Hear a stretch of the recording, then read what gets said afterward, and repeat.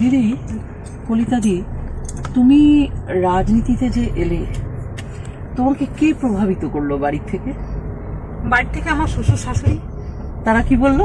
ওরা বলছে একটা যখন দল তোমাকে সুযোগ দিয়েছে সেটা কাজে লাগাও, বা কি সারা জীবন কি বাসন মেজে খাবে, একটা উপরে যাওয়ার ইচ্ছা নেই।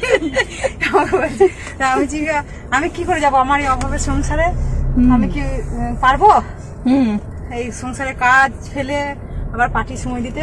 ওই সে যখন যেমন হবে তখন সেরকম করে নেবো আমরা। আমি 7টা বাড়িতে কাজ করতাম। আচ্ছা, এখনো করছো? এখন 2টো বাড়িতে করি। এখনো 2টো বাড়িতে কাজ করছো? হ্যাঁ। তো তোমার কিরকম মাইনে পাও? আমি 2টো বাড়িতে, একটা বাড়িতে 2200 টাকা পাই, একটা বাড়িতে 2000 প্রায় পাই। তো তারা তোমাকে এখনো সাপোর্ট করেন? প্রচুর সাপোর্ট। তো তাদেরকে তুমি নামাও। না, তুমি তাদেরকে মানে ব্যবসা ওটা ওরা বিশাল বড়, ওরা আচ্ছা, ফিল্ডে আসতে পারবে না। তোমাকে কিছু সাহায্য করছে তারা? সাহায্য করছে না? একদম তো সাহায্য ওদের তো করে। ভীষণ খুশি হওয়া উচিত যে হ্যাঁ, তুমি খুশি। তাদের বাড়িতে বাসন মাজছো, অথচ তারা তোমাকে ওরা আমাকে আজকে মেয়ে এমএলএ বলে হিসেবে ডাকে। দেখছে। মেয়ে হ্যাঁ, বলে ডাকে। দারুণ আনন্দের ব্যাপার। হ্যাঁ, খুব খুব খুশি। আচ্ছা, খুশি হয়েছিল। এই খুশি এইভাবেই আমাকে বলেছিল, তোমাকে পার্টি যখন একটা দায়িত্ব দিয়েছে পার্টির কাজে ফোকাস করো, আমার বাড়িটা আমরা সামলে নেবো। বাহ, এর চেয়ে আনন্দের তো আর কিছু আমার নেই। তোমার ফোনটা বাজছে, একটু দেখে নাও। ক্যান্ডিডেট আছে, তোমার তো প্রচুর কাজের চাপ। আবার এখনো এই সুযোগটাই দিয়েছে। এই সুযোগটা টিকিট পর 7 দিন কাজে গিয়েছিলাম, আচ্ছা পাইনি কাউকে। আচ্ছা, ফোনটা তো হ্যালো, একটু ব্যস্ত রয়েছি, আমি পরে কথা বলছি দাদা। কলিতা, একটা কথা বলো, তুমি যে 7 জনের বাড়িতে কাজ করতে, তুমি কি কখনো দিল্লি টিল্লিতে কাজ করতে গেছো?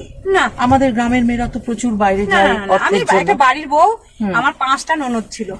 আচ্ছা, আমার যখন বিয়ে হয় তখন 2টো ননদের বিয়ে হয়েছিল, বড়র আর মেজর, আর বাকি 3টে বাড়িতে ছোট ছোট। এইদিকে এদিকে এটা এটা এটা, হ্যাঁ হ্যাঁ, তারপরে দিয়ে 2টো বয়স্ক শ্বশুর ছিল, 2 দেওর আছে, আচ্ছা তাদের বিয়ে হয়নি এখনো। আচ্ছা, আমি একা বড় বউ, ননদের বিয়ে দিতে হবে।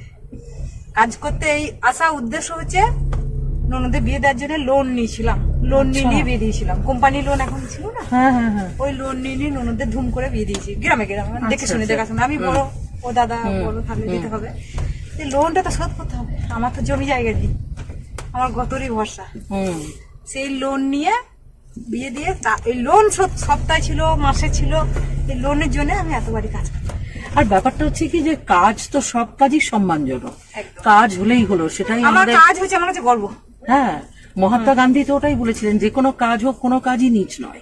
হ্যাঁ, তো তোমার যে এই যে মানে বাড়িতে কাজ করে এই সেবা তুমি দিয়ে গেছো, 7টা বাড়িতে করতে এখন 2টো বাড়িতে করো, তার মধ্যে তুমি এমএলএ ক্যান্ডিডেট হলে, তো এটা আমার মনে হয় আমাদের দেশের জন্য, দশের জন্য একটা বিরাট গর্ব। আমরা তো ভাবি টিভি দেখে যে ভালো ভালো জামা কাপড় পরে যারা বড় লোক হয় তারাই সবকিছু নিয়ে আসে, তা তো নয়। তাহলে আমরা এর জন্য মোদিজিকে ধন্যবাদ জানাবো, বলো? একদম, একদম। এবং সেই সঙ্গে আমাদের যে রাজ্য সভাপতি শ্রমিক দা, তাকেও ধন্যবাদ জানাবো, যে মানে তোমাকে যে সম্মানটা রেখেছেন। একদম। আগের বার টিকিট দিয়েছিলেন, এবারে নাও দিতে পারতেন। হ্যাঁ, অনেকেই হয়তো চেষ্টা করেছে, কিন্তু তুমি যে এই সাধারণ মেয়ে, রবীন্দ্রনাথ ঠাকুরের সেই সাধারণ মেয়েকে আজকে তুলে ধরার যে পরিকল্পনা বিজেপির, সেটা আমার মনে হয় আমাদের জন্য ভীষণ গর্বের।